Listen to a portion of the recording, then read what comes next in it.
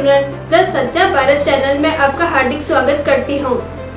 कितना है कोरोना के बारे में कंफ्यूजन, कितना है कोरोना का एक्सपोजर टाइम, कितना है कोरोना का कांटेक्ट टाइम, क्या है ड्रॉपलेट इन्फेक्शन, क्या है ह्यूमन ट्रांसमिशन।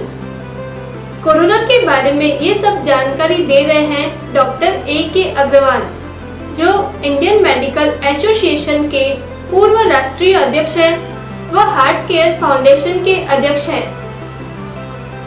आइए सुनते हैं डॉक्टर A.K. अग्रवाल जी को। नमस्कार, मैं हूं doctor A.K. Agarwal, president heart care foundation of India and सिमाओ, past national president Indian medical association and editor मेटॉक्स। कितना समय लगेगा मेरे को कोरोना डेवलप होने में अगर मैं एक पॉजिटिव पेशेंट को मिलता हूं तो? कंफ्यूजन है लोगों के मन में। आइए इस कंफ्यूजन को दूर करने की कोशिश करते हैं।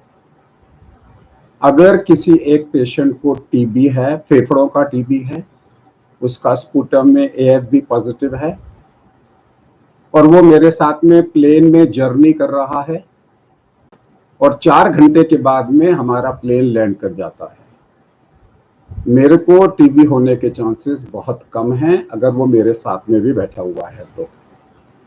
क्योंकि टीबी का एक्सपोजर टाइम मेरे को कम से कम 8 घंटे का चाहिए। यानी कि अगर मैं पूरे इंडिया में कहीं भी ट्रैवल कर रहा हूं और उस प्लेन में एक टीबी का मरीज है जिसने मास्क नहीं पहन रखा, तो भी मेरे को टीबी का खतरा नहीं है। इसे बोलते हैं हम contact time. Contact time corona के अंदर में 30 मिनट का है। कुछ लोग 10 मिनट का भी बोलते हैं, लेकिन अगर हमारा जो सिमाओ गाइडलाइंस है, confederation of medical association of Asia and Oceania, हमारी गाइडलाइंस में ये 30 मिनट्स का है। यानी कि अगर आप किसी भीड़ में जाते हो और किसी से भी 2, 3, 4 मिनट से ज्यादा नहीं मिलते हो और उसमें अगर कोई कोरोना का पेशेंट पॉजिटिव है तो आपको होने का चांस नहीं है। अगर आपको कोरोना पॉजिटिव है और आप 100 लोगों की भीड़ में जाते हो और किसी से भी 2 मिनट से ज्यादा नहीं मिलते, तो हो सकता है किसी को भी वो इन्फेक्शन ना हो, अनलेस आपने सरफेस पे रख दिया और लोग उस सरफेस को टच करें। हम सिर्फ ड्रॉपलेट टू ड्रॉपलेट, यानी कि we are talking about droplet infection which is human to human transmission की बात कर रहे हैं।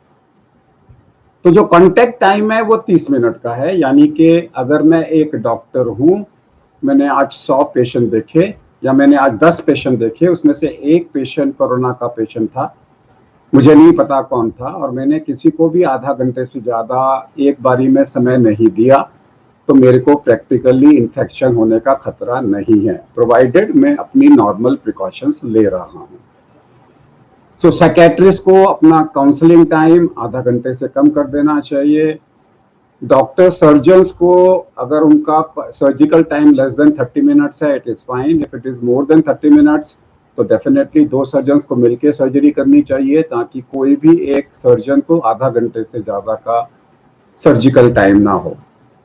अगर आप किसी रेस्टोरेंट में जा रहे हैं तो फिर आप आधा घंटे से कम का समय रखिए। अब पिक्चर हॉल जाएंगे वो तो पॉसिबल नहीं होगा कि आधा घंटे का होगा, इसलिए पिक्चर हॉल में हमेशा आपका रिस्क रहेगा।